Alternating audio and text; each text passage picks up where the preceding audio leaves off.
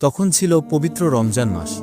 সমগ্র মদিনাতে তখন চলছে মুসলমানদের রোজা রাখার বিশাল তোড়জোড়।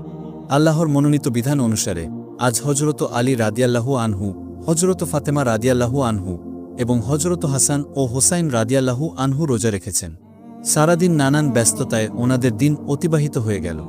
যখন বিকেল গড়িয়ে সূর্যাস্ত হওয়ার উপক্রম হল, তখন হজরত ফাতেমা রাদিয়াল্লাহু আনহু ঘরে গেলেন এবং যত আটা মজুদ ছিল তা দিয়ে তিনি 4টি রুটি তৈরি করলেন এবং একটি রুটি হজরত আলী রাদিয়াল্লাহু আনহুকে দিলেন এবং অপর 2টি রুটি হজরত হাসান ও হোসাইন রাদিয়াল্লাহু আনহুকে দিলেন, আর একটি রুটি তিনি নিজের জন্য রেখে দিলেন।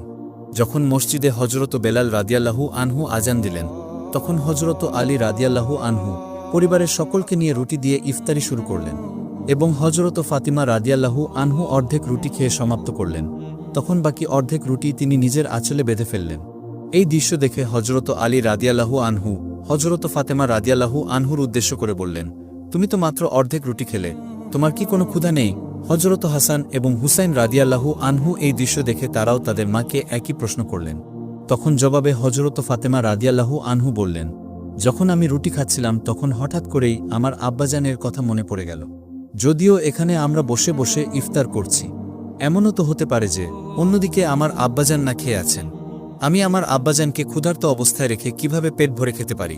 এই কথা বলে হজরত ফাতেমা রাদিয়াল্লাহু আনহু রাসূল সাল্লাল্লাহু আলাইহি ওয়াসাল্লামের বাড়ির উদ্দেশ্যে রওনা দিলেন।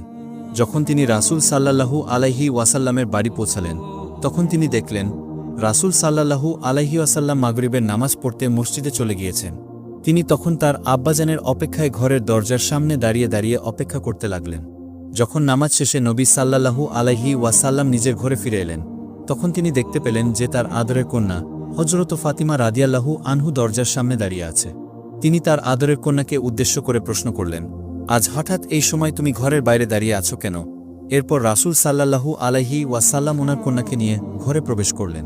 তখন হজরত ফাতিমা রাদিয়াল্লাহু আনহু রাসূল সাল্লাল্লাহু আলাইহি ওয়াসাল্লামকে উদ্দেশ্য করে বললেন, আজকে যখন আমি ইফতার করছিলাম তখন আপনার কথা আমার প্রচণ্ড মনে পড়ছিল, তাই আমি আমার খাবারের অর্ধেক আপনার জন্য নিয়ে এসেছি।